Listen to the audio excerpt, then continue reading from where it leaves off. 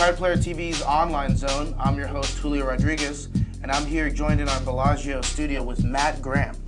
Now, Matt won a pretty big tournament a couple days ago, the $5,000 penultimate preliminary event here at Bellagio at the World Poker Classic. Matt, how you doing? Good, great, obviously. Well, I know you're doing great after that. This is your second bracelet now. You may remember Matt won the second to last bracelet at the World Series of Poker, coming back from a huge deficit to beat Jean-Robert Belland in the Limit Hold'em shootout. How was that tournament? Can we talk a little about that tournament first?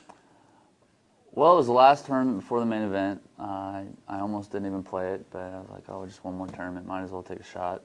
Played it, made the final table, won my first two tables, and final table I sat there and never accumulated any chips at all.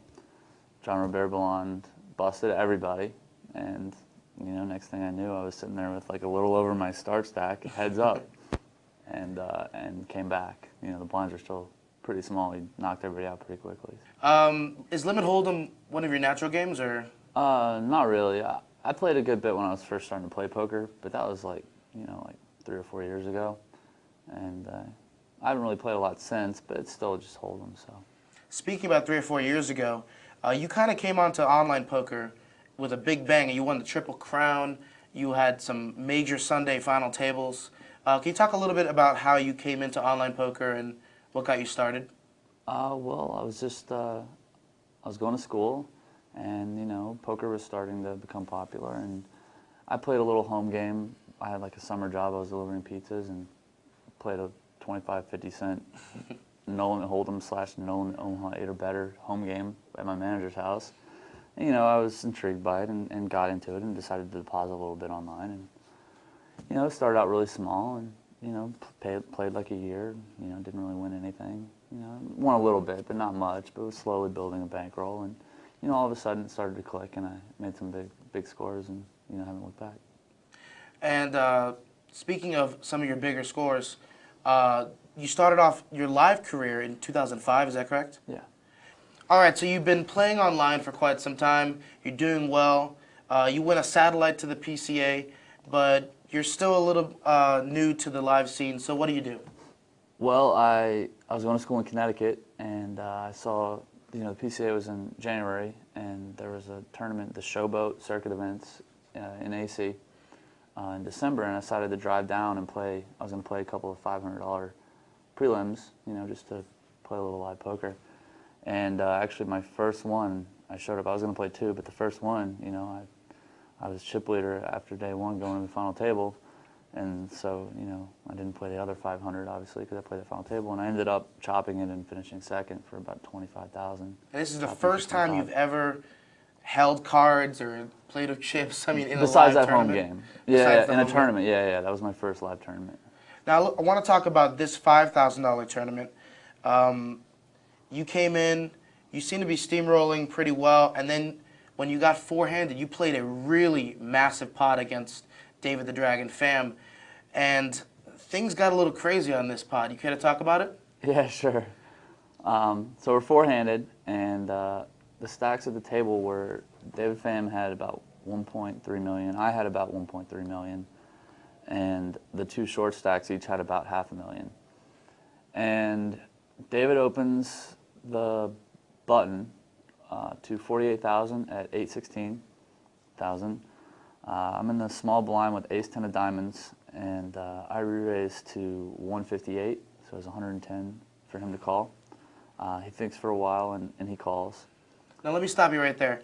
At this point, what benefit is it to play David out of position? Are you trying to end the hand right there, or are you trying to pick on him a little bit? Well, he's opening a lot of hands, so he's going to be folding a good bit. So there's, I'm making money, when he folds his steals, and if he calls, I have a hand that can flop well, and not to mention he can miss the flop, and I can see bet and win on the flop as well. Okay. If you call with like a pair and it comes high or something like that.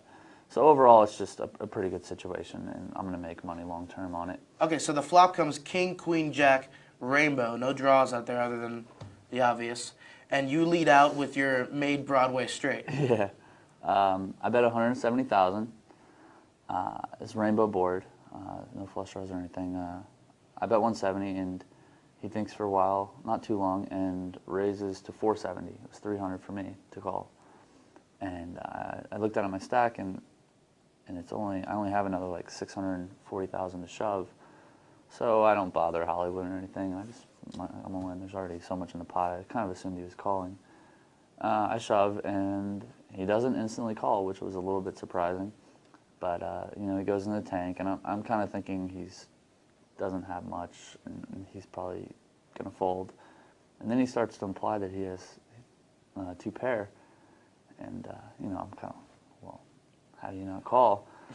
But at the same time, I'm sitting there thinking, I mean, I'm okay if he does have that. You know, it's okay if he folds because there's so much in the pot already, and you know, with those short stacks, I really, really don't want to go out fourth there because it's such a disaster given the payouts.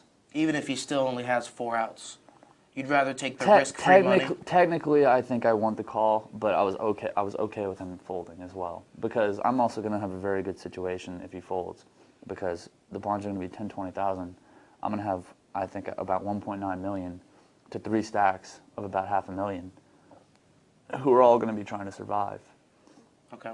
And so I'm going to be able to exploit that and have a pretty easy road to win, you know, even if he doesn't call. It doesn't change my position that much. Besides, he is a very good player, and getting rid of him, you know, doesn't change the tournament dynamic for me that much. Now, I want to ask you, because as soon as the hand was over, Russell Rosenblum, who was the big blind in the hand, came over and said, yo, you have aces, right? It seemed that a lot of people were assuming you had aces, and even David was second-guessing his decision to fold.